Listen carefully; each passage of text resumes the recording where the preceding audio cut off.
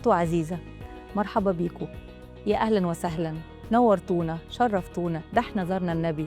كل الكلام اللي ممكن تسمعه من أي مصري بيرحب بيك في بيته.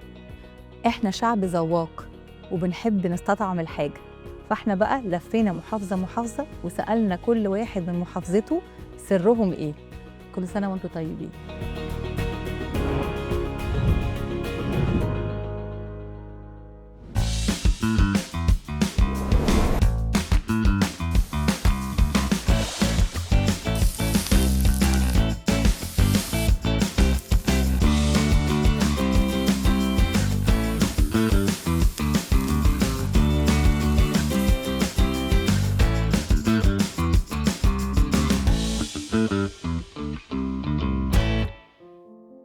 بين الجبل والنيل ساكنة هي قلعة الصعيد، خرجت علماء وخرجت خطاطين، والأكل بتاعها تشمه من أي حتة، ما هي موطن العسل الأسود اللي مالي الجو حلاوة.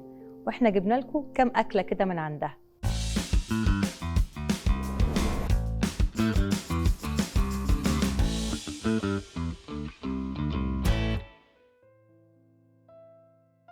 خطوة عزيزة، مرحبا بيكم. النهاردة معانا قصة جديدة من حكاياتي اللي ما بتخلصش من مطبخ أم الدنيا. معانا محافظة قنا، وهنعمل النهاردة الويكة وهنعمل المديدة، ومعايا ضيفة عزيزة من مبادرة قريبة جدا من قلبي وقريبة جدا من البرنامج بتاعنا ومن فكرته. معايا الأستاذة هند طه، المنسق العام لطبلية مصر. ازي حضرتك؟ الحمد لله. عاملة ايه؟ اهلا يا استاذه رغد. منوراني. ميرسي حبيبتي نور. اولا قبل اي حاجه انا عايزه اشكرك واشكر كل القائمين على المبادره دي.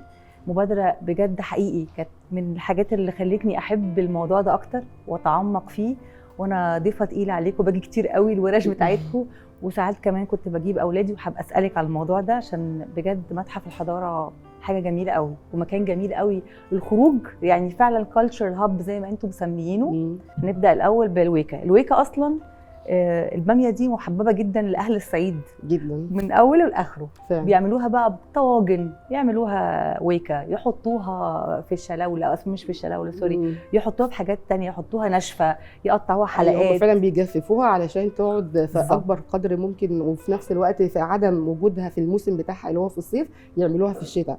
والتجفيف ده على فكره، لان انا اساسا في الاصل اثريه، يعني خريجه كليه اثار وشغاله في الاثار. التجفيف ده عرفوا المصري القديم كنوع من انواع الحفظ للمأكولات. صح. ومع الوقت احنا حاليا في مبادره طبليه مصر عملنا ورش للتجفيف، لان هو اصبح حاجه مثاليه للتخزين اكتر من كنوع من انواع الاستدامه، اكتر أيوة. من الفروزن والحاجات المجمده او كده، وفعلا بتبقى القيمه الغذائيه اعلى. يعني ده فطن ليها المصري طبعا. القديم ان هو لما كان بيجفف كان القيمه الغذائيه بتبقى اعلى من الحاجه الفريش كمان. انا جايه لكم الورشه دي، انا هشوفها. وانت كده جيتي للسؤال اللي كنت هقوله لك، ان الويكه او التجفيف موجود على الجدران ومتسجل في التاريخ باسم مصر من زمان كله بالظبط. من حبوب زي الطمومي وفواكه زي التمر والزبيب، الحاجات دي كلها اللي اتحشى بيها الكحك والمخبوزات حاليا. صح. دلوقتي ده المصري يعرفه من آلاف السنين. مظبوط. وطبعا الخضار اللي هو الباميه، الملوخيه. صح. كل دوت كان المصريين كان ليهم السبق من آلاف السنين. سعيده بيكي، سعيده قوي. معايا بقى ايه، ما اي حاجه هقولها انا معايا الاستاذه هند ايه تاكد على كلامي. مظبوط. احنا هنبدا بالويكه. الويكه باميه مقطعه حلقات، بصل مفروم، توم مهروس، كزبره ناشفه، سمنه، كزبره خضراء، شوربه، ملح، فلفل اسود وكمون. الاول احط شويه سمنه بس حته صغيره. انا طبعا بعملها بطريقه مختلفه شويه عن الطريقه التقليديه يعني، بس بحب.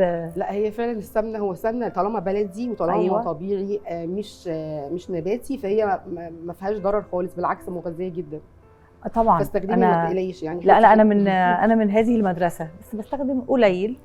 ضيوفي بقى اللي بجيبهم بقى من الصعيد حبايبي ليهم بقى كل واحده تقول لي كلمه مختلفه. واحده تقول ايدي فرطه، واحده تقول ايدي برحه، فبحب قوي ايوه بحب قوي كده اديها بس تشويحه صغيره. انا بحب الويكه اشوح الاول الخضار، يعني تمام. اديها تشويحه كده. طبعا هي لو مجففه، دي مش مجففه، لو مجففه يبقى الموضوع اسرع شويه.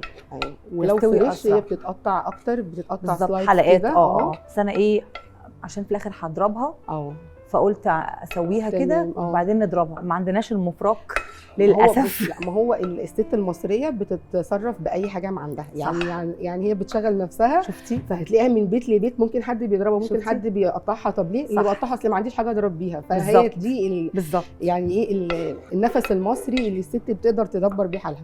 صح يا فندم، صح. وانا برضو عشان اتصرفت. ايوه، لا برافو عليك، برافو عليك جدا فعلا. يعني قلت لنفسي ما دام هي فريش خليني اسويها كده، وممكن تاخد مننا شويه وقت. بس لما هضربها الكبه كده مرتين 3 بالس كده بالظبط، تبقى كانها زي المفراك، لان المفراك هي ما ينفعش لو ضربتها جامد تقلب عصير. لا، وهو اغلب البيوت دلوقتي ما ينفعش المفراك فعلا، فهي البلندر ديت بتبقى طب احنا انتوا المفروض تبيعوا عندكم المفراك ده في الجيفت شوب اللي عندكم. في ناس دلوقتي بدات تدور على الطرق الطبيعيه لانها تعمل الحاجه فعلا. مهم بعد ما تستوي كده شويه ابدا احط عليها ايه، شويه الشوربه. لا انا هستنى شويه قبل الشوربه، احط البصل. تمام. في ناس بتحب، انا يعني مش بحب توم كتير في الاكل. في ناس بتحط توم صحيح وبعدين توم الطشه. على فكره التوم مهم جدا ومغذي جدا. وبالنسبه للتوم والبصل اتوجدوا في مقبره توت عنخ امون. خبر ابيض. وكان ليهم قيمه غذائيه عاليه، فقامها المصري القديم. وبعدين الابحاث والعلم الحديث اثبتوا ده، اللي هو من الاف السنين كان قايل اوريدي ان الحاجات دي فيها مضادات اكسده وفيها قيمه غذائيه، انتيبيوتيك طبيعي. بالظبط. طب ممكن بقى تكلميني شويه عن مبادره طبليه مصر؟ هي مبادره الموسم الموسم الرابع، بقى لها يعني عدى 3 سنين عليها، 3 مواسم.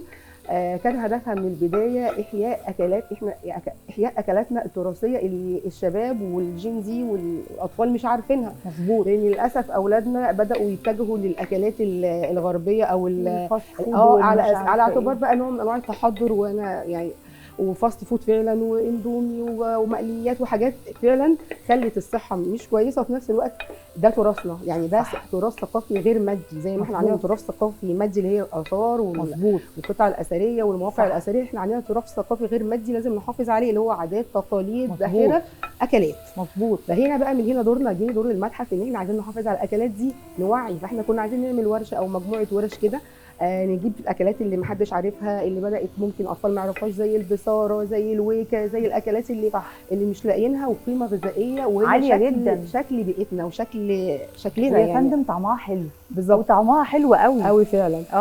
بس كان دكتور احمد غنيم رئيس الهيئه قال لا، هو بصراحه كان ليه يعني ايادي بيضاء ان هو انطلاق ان هي تبقى تتحول من مجرد ورشه او مجموعه ورش لمبادره، ويكون ليها تيم وورك، ويكون ليها هيكل وتستمر لعده سنوات. وكان في البدايه خالص احياء الاكلات ديت. بعد كده بقى دخلها تيمه اكتر في استدامه وورش زراعه جنب ورش طهي ومحاضرات عن تعريف اصل الاكلات. اخر موسم اللي احنا فيه دلوقتي الابداع والفن في الاكل، يعني احنا دلوقتي عندنا سواء في الادب، في روايات نجيب محفوظ، في روايات المختلف، سواء في فن اكل الشارع، سواء الاغاني او المسلسلات او الافلام اللي بتتطرق للاكل. فكل اوجه الابداع والفن ده كان الموسم الاخير ليها.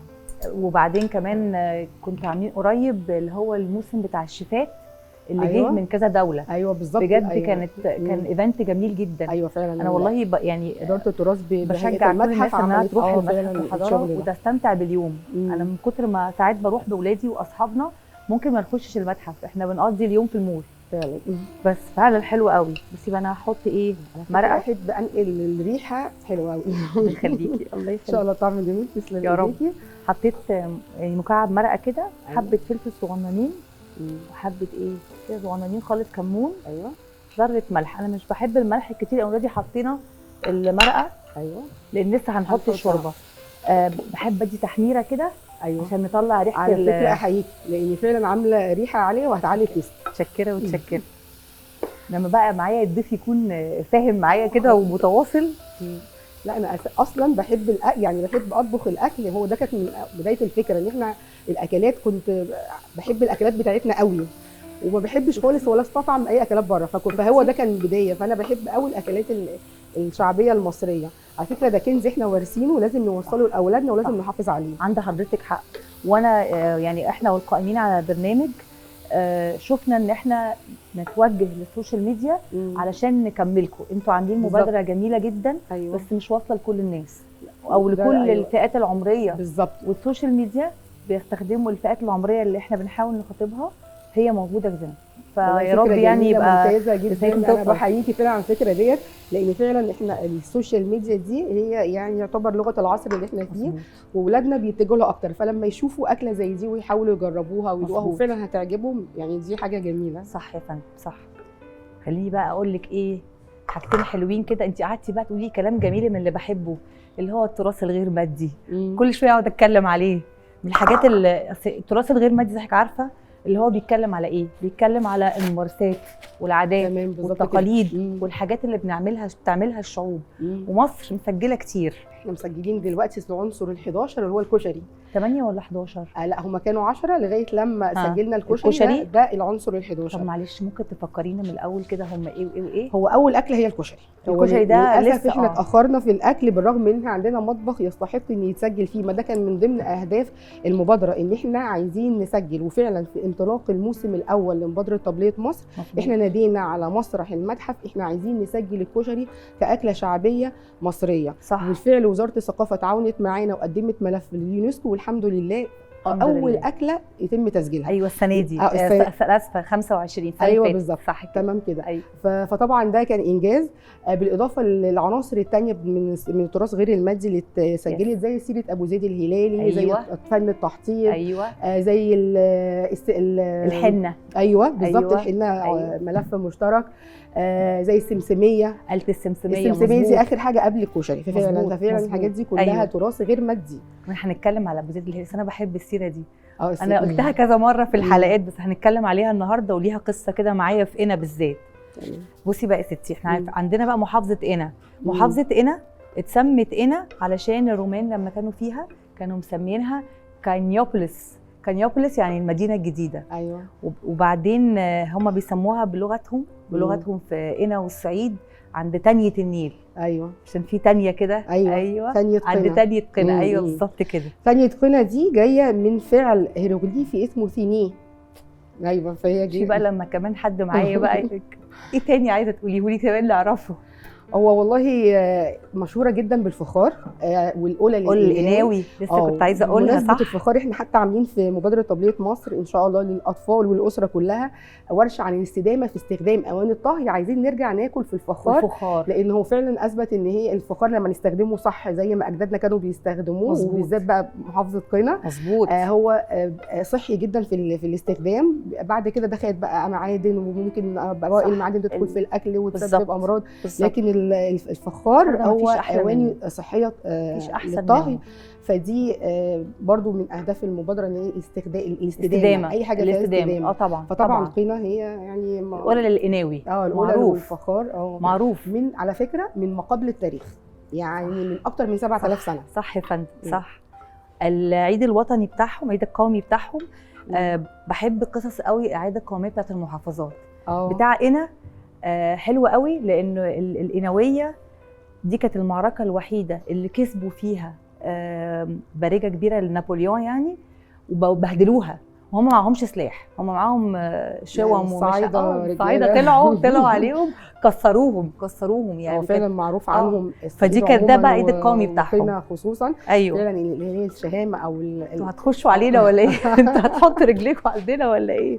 بس اما بقى بالنسبة بقى للفن خليني اقول لك احنا عندنا طبعا الخال عبد الرحمن الابنودي. ده من هنا. بصي احنا تقريبا هنسيبها كده 5 دقايق تستوي واعمل التشه. احنا ممكن نغطي عليها لان طبعا لما بنغطي عليها التسويه بتبقى اسرع.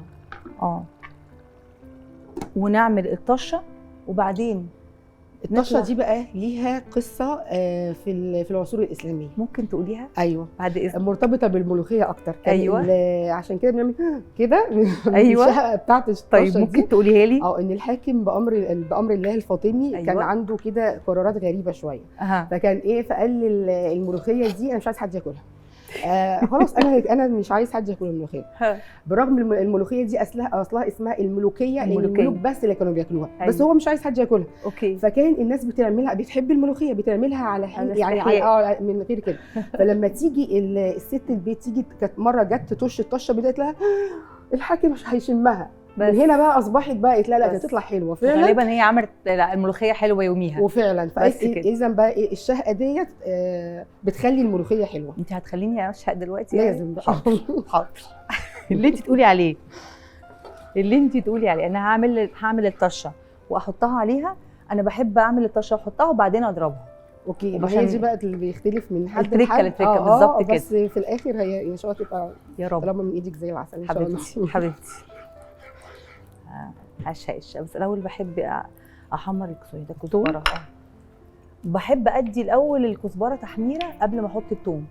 تركه حلوه بقى. علشان الكزبره دي على فكره اتوجدت في مقابر المصريين القدماء، وليها قيمه غذائيه عاليه. ايوه. اديني كمان الكزبره والكمون. ايوه. دي كلها اتوجدت لان هم كل حاجه ما كانوش بيعملوها هباء كده. كانوا بيعملوها فعلا عن تجربه، ان هم جربوا ان لما يضيفوا دوت هيبقى احسن، سواء في الطعم سواء في الهضم. فدي يعني خبره اجدادنا اللي احنا لازم نحافظ عليها. صح. طب خليني اسالك على حاجه تانية. هل المتحف بيعمل اي مبادرات تانية غير طبلية مصر ليها علاقه بالحضاره او بالحفاظ برضو على الهويه وكده؟ اكيد. واحنا عندنا في اداره للتراث في المتحف بتعمل اكلات بقى. المحافظات دي عموما طول السنه غير مبادره طبلية مصر. مظبوط. مش الاكلات بس، نشاط المحافظه عموما. ايوه. من مصنوعات، من حرف، من اكلات، من لبس، من اكسسوارز، كل ده بيتعمل بطريقه دوريه طول السنه. بالاضافه بقى لاي نشاط عموما، اي نشاط تراثي بيبقى مثلا الاحتفال بحاجه تراثيه، اداره التراث بتقوم بيه. لان احنا لازم المتحف او المتاحف الجديده كنوع من انواع علم المتاحف الجديد، ان هو المحافظه على التراث الغير مادي سواء بسواء زي التراث المادي. بالظبط كده. يعني بالظبط كده. وده برضو ايه اللي بحسه في محافظه قنا عموما، ان هي معاصره وقديمه فيها كل حاجه. يعني حتى الشعار بتاعها ايوه ترس معبد دندره النيل. فطبعا هي ترس صناعه نجع حمادي والقصب والالومنيوم والمش عارفه ايه. وبعد كده معبد دندره المعبد الخطير والمعابد الثانيه والدور وي حط بقى الثوم. ايوه. قبل ما ايه بس ممكن نحط كمان حته سمنه صغيره عشان تعمل. حاضر. انت زودت لك الثوم ازاي؟ انت قلتي لي انك بتحبي الثوم وقعدتي كده. تمام. ايوه. شفتي بقى لما حمرنا الاول الكزبره الريحه عملت خدت الطشه ازاي؟ ريحه رائعه. انا بحب اشم الاكل، يعني بحب الاكل. وممكن تضيفي ليها برده كزبره خضراء على فكره، يعني برده طبعا بتعلي التست. اهي انا ممكن احطها، بس هي تتمرر شويه. ممكن احطها في الباميه، ايه رايك؟ ممكن. طيب احط لك كام حته كده في الباميه عشان ما تبقاش استوت قوي، يعني تاخد نص سوا كده. بالظبط. ايوه. لان الحاجات الخضراء دي كل ما تبقى يعني فريش اكتر كل ما قيمه غذائيه. مظبوط يا فندم. خلاص احنا اولموست خلصناها. هي كده. الريحه تسلم ايدك يا جماعه. جربوا الويكا فعلا. لا دي حاجه جميله قوي والطشه تحفه. سامعه اللي بيحصل ده كده بقى. سامعه اللي بيحصل ده. تاخد لك بس شويه كده صغننين. ايوه. ممكن تلاقي بلد في العالم بتعمل طشه؟ لا مستحيل. انا بقول لك وانا بره مصر كنت بقعد انا عايزه اشم ريحه مصر. بالزبط. انا متضايقه. انا عايزه اشم ريحه. انا اعمل ايه؟ خلاص ما عندكيش حل، اطبخيها اعمليها. برافو عليكي. بس هنطلع بقى فاصل. نكون سويناها ونرص ونروق عشان بحب اروق. وبعدين بقى نرجع نكمل حكاوينا. عندي حكايتين حلوين قوي احكيهم لك. طيب. على السيره الهلاليه وحكايه ثانيه برضو من قنا، ونعمل المديده. تمام. اوكي. هنطلع فاصل. هنكمل طبختنا، بس نضربها ونحطها في الطبق وبعدين نعمل اللي بعدها.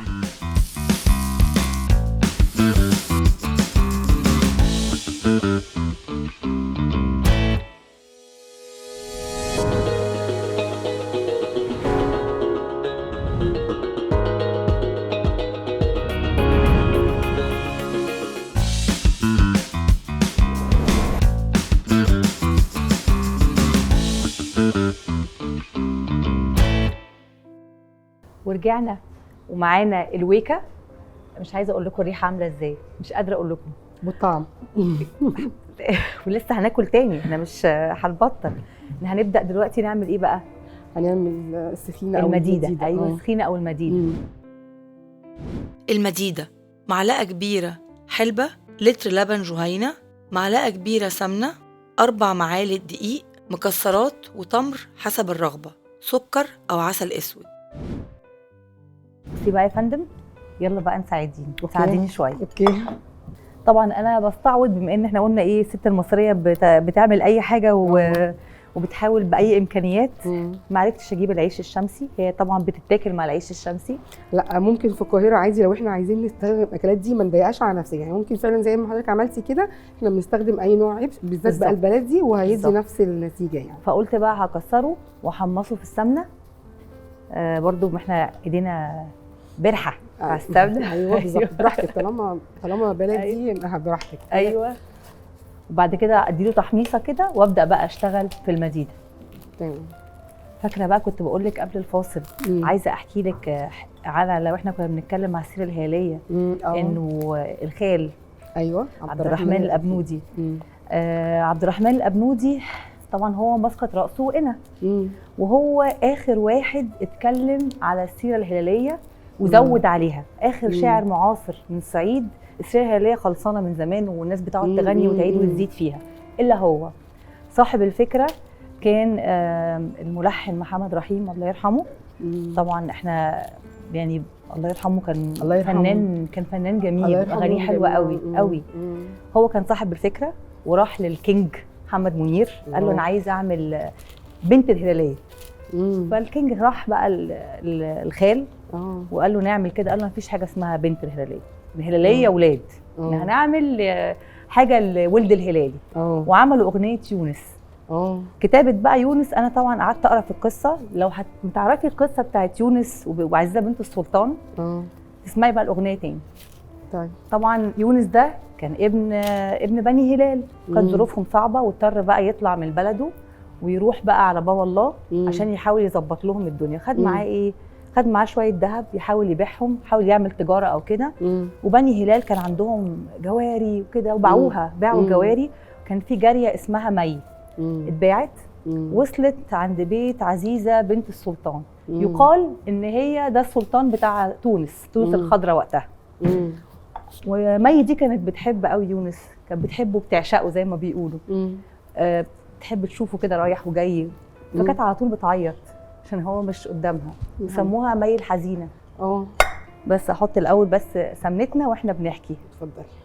وبقت مي الحزينه اللي عماله تعيط على طول عشان هي مش شايفه الاستاذ يونس. المهم هو وصل somehow يعني، وصل عند السلطان أسروه وخدوا الذهب اللي معاه، وبعدين ودوه للسلطان. فالسلطان وداه لعزيزه بنته تنقي منه اللي هي عايزاه. اول ما مي شافت القلاده بتاعت يونس قالت ده يونس اللي مسجون ده، انا ايه ده؟ طبعا عزيزه حبت يونس من حكاوي مي عليه. فلما شافته قالت انا عايزه اتجوزك. جابته من السجن، قال لها ما ينفعش، انا مسجون، انا راجل صعيدي حر، انا مسجون، مش هينفع احبك.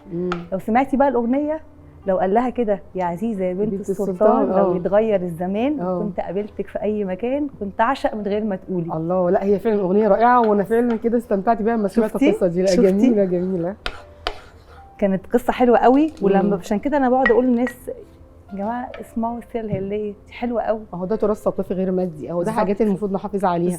دي فعلا بتحمل قيم، يعني بصي دي في جواها قيمه يعني برضه. طبعا اللي هو حتى بيقول لها احبك ازاي من غير قلبي. انا قلبي سايبه حدا اهلي عشان هو سايب قلبي. طب ازاي اعشق؟ بس بجد كلامها حلو. بس ولما تسمعيها وانت عارفه القصه تاخدك بقى في حته تانية خالص. جميله فعلا. انا بقى ايه، هنديله تحميره كده وتحميصه. طب انا عايزه اسالك بقى سؤال.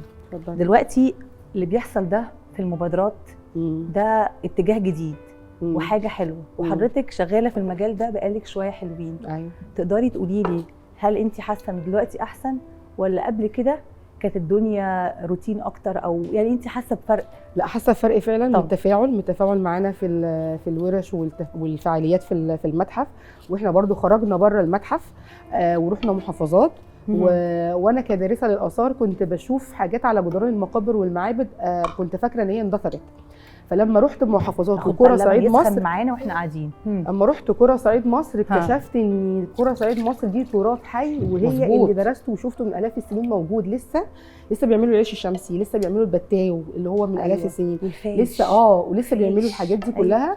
وبنفس التكنيك، وعندهم المفراق وعندهم الطبليه اللي احنا افتقدناها، اللي احنا مسميها طبليه مصر، لان الطبليه دي كانت رمز اللمه ورمز اجتماعي ورمز تقليدي جميل افتقدناه. لا، عندهم الطبليه، عندهم نفس الاكلات اللي كانوا بتتعمل من الاف السنين.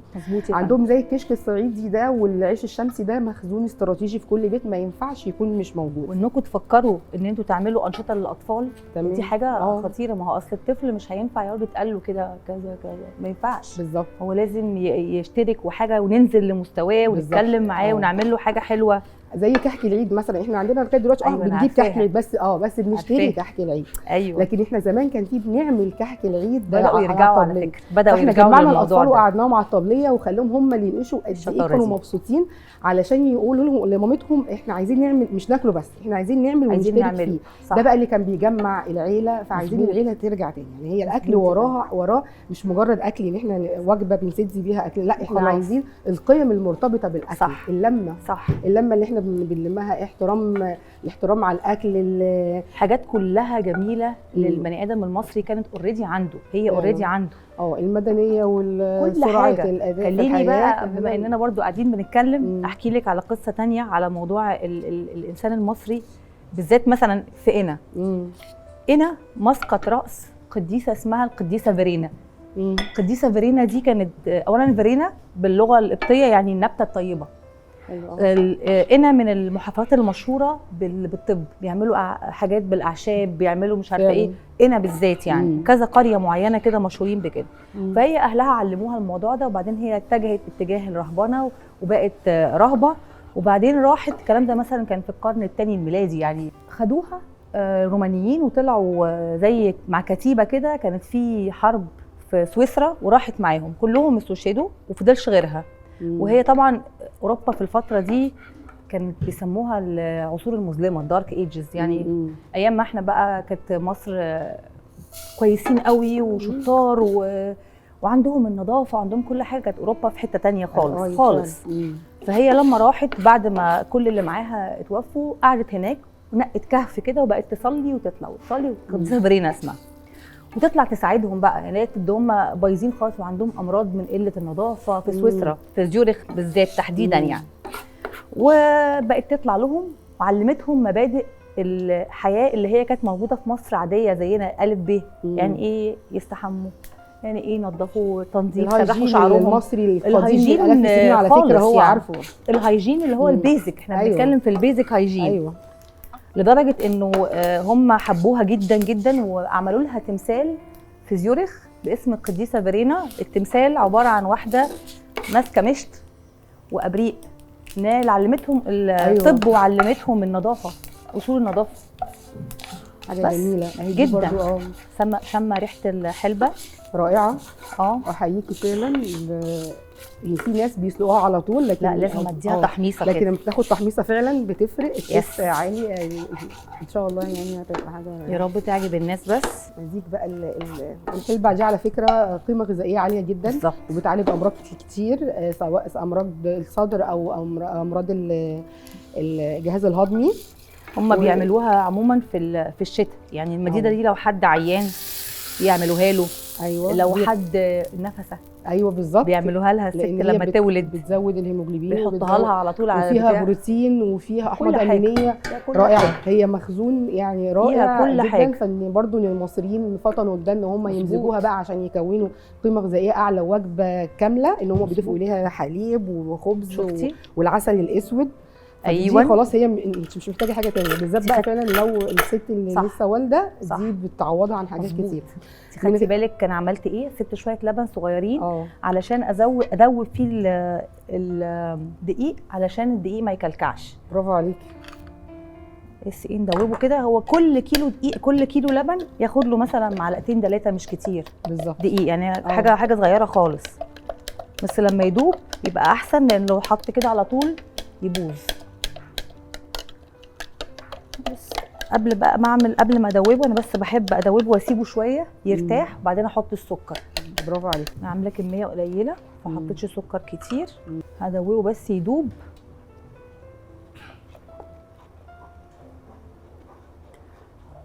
اتمنى كل ام تعمل لاولادها الاكله دي بجد والله، اكله حلوه فعلا. هي هتريحها، هتحس بفرق في صحتهم يعني هتحس فعلا فرق، وفي الطاقه بتاعتهم مش هيبروا بس، يعني هم لا، دي الحاجات دي اللي هي هتديهم طاقه، من غيرها هيبقى حاجه طبيعيه. صح يا فندم. وبعدين زي ما حضرتك كنت بتقولي، ومع الضيوف الكذا ضيف اللي عملت معاه من محافظات الصعيد، مكوناتها بسيطه قوي جدا. مكونات المطبخ الصعيدي بسيطه، تعملي اكله من هي ولا حاجه. مكوناتها موجوده في كل مطبخ، مش زي ما بنشوف لا مكوناتها موجوده وبنلاقي حاجات مش موجوده خالص اساسا في المطبخ المصري. يقول لك حاجه اكله مكوناتها موجوده، لا دي فعلا اكله مكوناتها كلها سهله وبسيطه وموجوده. هاتي رجلين كابوريا، هاتي السويت، هاتي لا، وفي الاخر كلها موجوده. احنا تمام كده. احنا افتح البتاع هتلاقي عندك الدقيق واللبن والسكر والحلبه. بالظبط. انا بقول ايه، هي خلاص بدات تطلع، نقلب فيها شويه. ممكن بقى نطلع فاصل تكون استوت ونصبها، وبعدين نرجع بقى نقفل حلقتنا وندوق بقى الاكل، عشان انا الصراحه جعانه. ماشي تمام. انا بقى هسويها، تاخد مني شويه تقليب، وبعد كده اصبها، نطلع فاصل، وبعد كده ارجع لكم نختم ونروق وناكل بقى. يلا.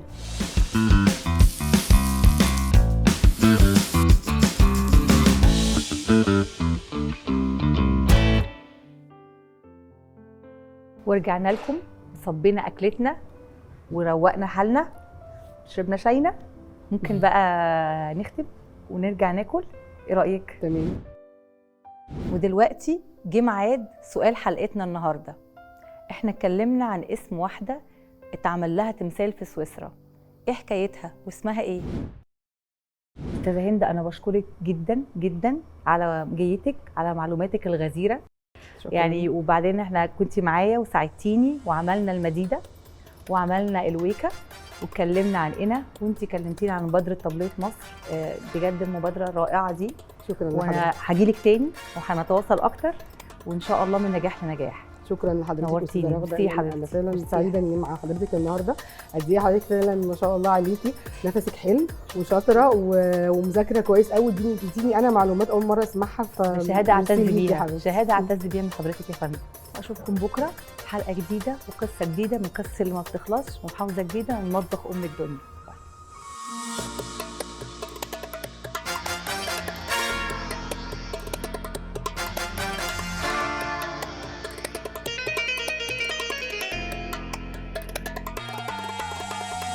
رمضان ده كريم، وده عشق قديم، وده شهر الخير، هو ده عيرجيم. جوه في مطبخ ام الدنيا، اللي محمر واللي مشمر، احلى محاشي ورز معمر، واللي مشطشط واللي مسبك، واللي يخليك حلو منور. جوه في مطبخ ام الدنيا، لو فين او مين، يلا يا صايمين، قبل وبحرين، معزومين عازمين. يلا شلولو ولا الويكا، ولا سخينة ولا فريكا، أكلها ليا سمك وطيور، جوا في مطبخ أم الدنيا، جوا في مطبخ